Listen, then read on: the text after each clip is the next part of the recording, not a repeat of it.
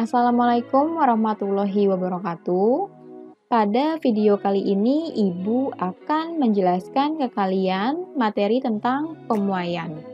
Mungkin pada saat kalian ada di bangku sekolah dasar, kalian sudah pernah mempelajari materi ini. Tetapi di bangku SMP ini, kita pelajari lagi nih, lebih dalam lagi pembahasannya tentang pemuaian. Kita mulai ya. Nah, kalau kalian lihat gambar-gambar yang ada di slide ini, mungkin kalian juga pernah nih menyebutkan peristiwa apa saja yang terkait dengan materi pemuaian, yang menerapkan prinsip pemuaian. Kalian akan menyebutkan pemasangan rel kereta api yang dipasang berongga, kemudian pemasangan kabel listrik yang dipasang kendur, lalu proses penerbangan pada balon udara gitu ya. Nah, itu contoh-contoh dari pemuaian. Kenapa ketiga gambar ini termasuk proses pemuaian? Nah, kita juga akan bahas nanti. Selanjutnya, pemuaian. Apa sih pemuaian itu? Pemuaian adalah peristiwa bertambahnya ukuran suatu benda akibat meningkatnya suhu pada benda tersebut. Di sini ada kata kuncinya bertambah. Bertambahnya apa? Bertambahnya ukuran.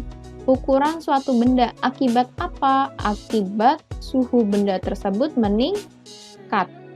Jadi, kalau suatu benda dipanaskan, maka dia akan mengalami pertambahan ukuran. Itulah pemuaian. Nah, lawan dari pemuaian itu adalah penyusutan. Kalau penyusutan itu seperti apa? Penyusutan itu adalah berkurangnya ukuran suatu benda akibat penurunan suhu pada benda tersebut. Nah, jadi suhunya di sini menurun, sedangkan ukurannya berkurang. Jadi kalau suhu bendanya diturunkan, maka ukurannya akan menyusut. Nah, makanya disebut dengan penyusutan. Gitu ya. Selanjutnya kita akan membahas tentang pemuaian pada beberapa zat. Jadi seperti yang kalian ketahui bahwa zat itu kan ada 3, ada zat padat, ada zat cair, kemudian ada gas. Kita akan bahas yang pertama, pemuaian pada zat padat. Nah ini ya, jadi zat padat itu bisa mengalami muai panjang, muai luas, dan muai volume. Nah, kita bahas yang muai panjang terlebih dahulu. Oke, di sini ada 2, muai panjang dan muai luas. Kita bahas yang pertama, muai panjang. Kalau suatu batang logam dipanaskan seperti yang ada di gambar ini. Batang logam dipanaskan, maka lama-kelamaan batang logamnya akan bertambah panjang. Sedangkan kalau muai luas ini contohnya misalnya ada lempengan logam, atau kalian mungkin sehari-hari pernah melihat lempengan seng. Nah, dia mengalami muai luas. Kenapa? Karena kan kalau lempengan logam atau seng itu dia punya panjang dan lebar.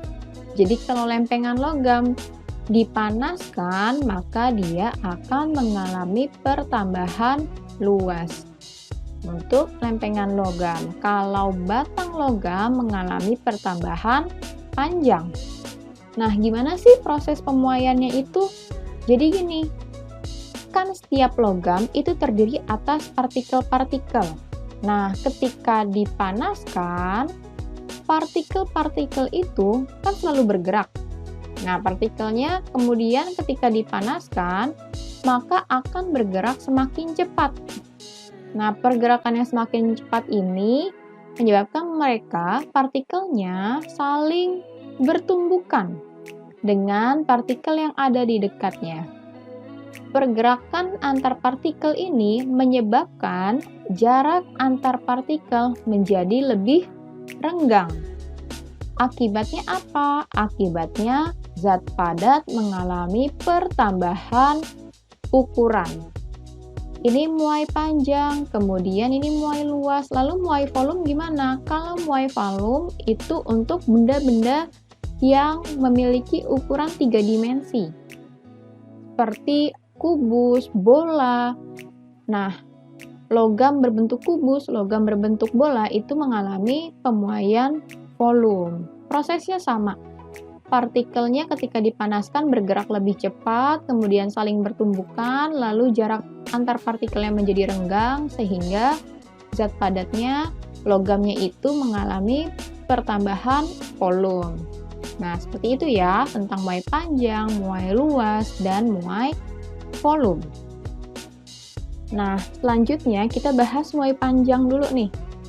Jadi, setiap logam itu memiliki koefisien muai panjang. Untuk batang logam ya, dia memiliki koefisien muai panjang. Nah, ini tergantung nih dengan jenis logamnya masing-masing atau tergantung dengan jenis bendanya masing-masing. Kita lihat di sini. Maksudnya dari koefisien muai panjang itu apa sih?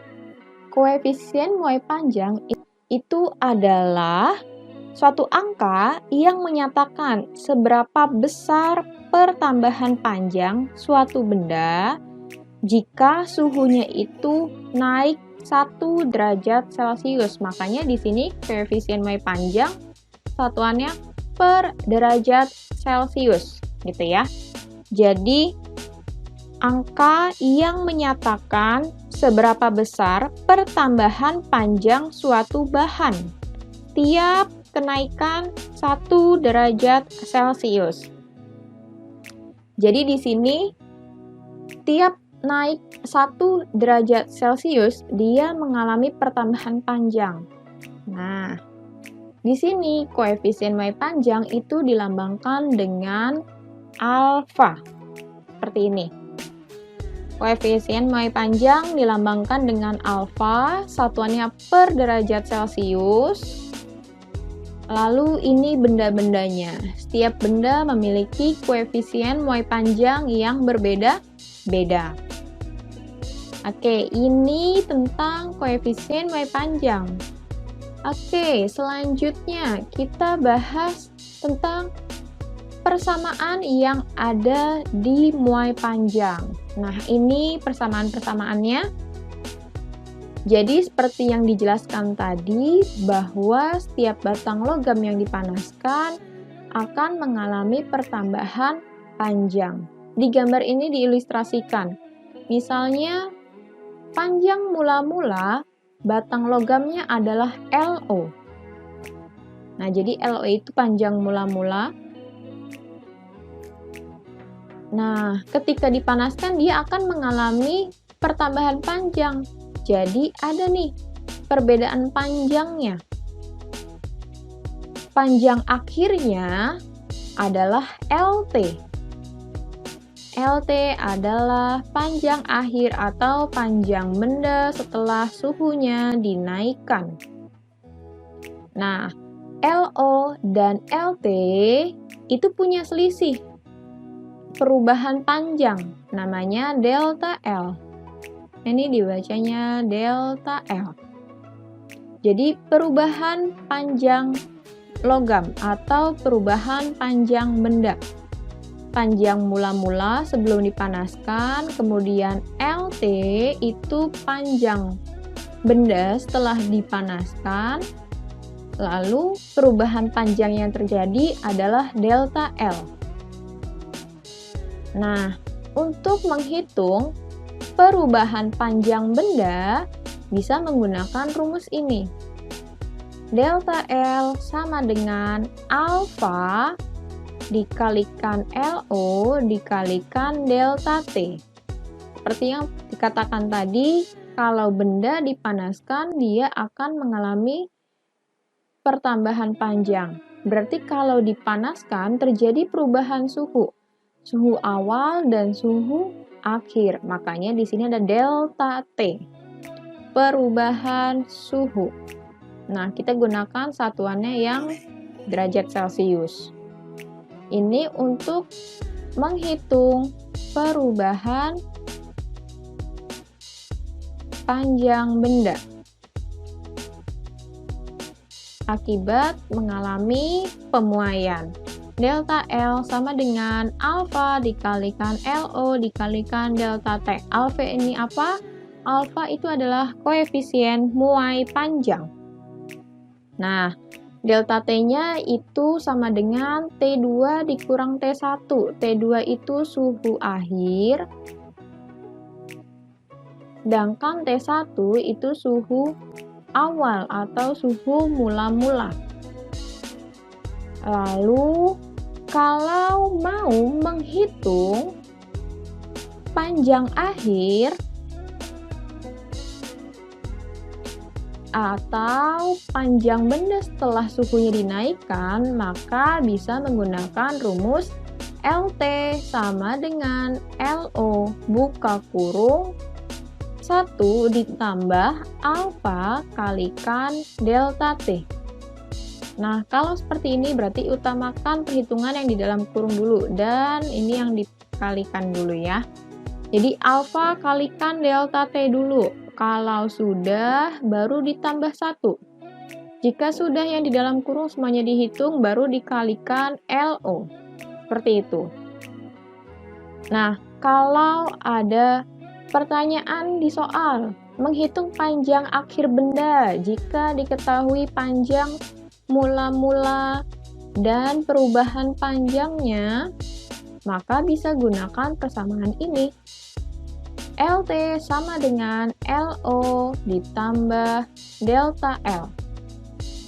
Ditanyanya LT, di soal sudah diketahui LO dan delta L, berarti tinggal ditambahkan aja LO sama delta L-nya.